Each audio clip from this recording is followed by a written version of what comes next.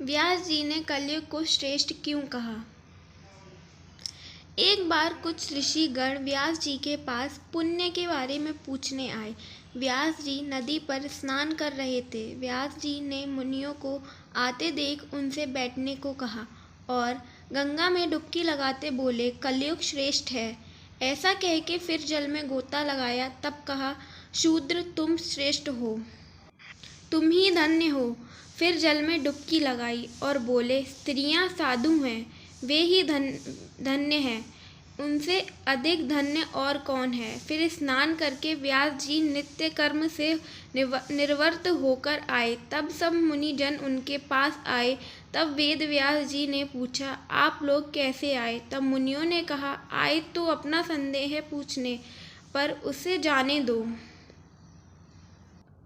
पर आपने स्नान करते समय 3 बार कलयुग, शूद्र और स्त्री को धन्य है कहा।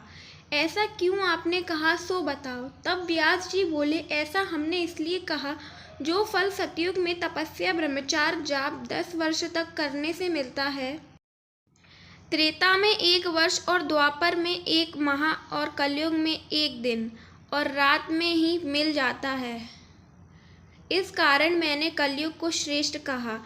जो फल सतयुग में ध्यान, त्रेता में यज्ञ, द्वापर में देवा अर्चन से मिलता है, वही कलयुग में श्री कृष्ण नाम जाप से ही मिल जाता है। और शूद्र इसलिए धन्य है क्योंकि वह तीनों वर्णों की सेवा करके ही मोक्ष पा लेता है। स्त्री को साधु इसलिए कहा कि पुरुषों को अपने धर्म से कमाए धन को, सुपात्र को दान, यज्ञ, अहिंसा आदि से शुभ लोक प्राप्त करते हैं, परंतु स्त्रियां तो मन, वचन, कर्म से पति की सेवा करके मोक्ष पा लेती हैं। इसलिए इनको मैंने श्रेष्ठ कहा है। अब जानते हैं कलयुग 5124 वर्ष निकल चुके हैं।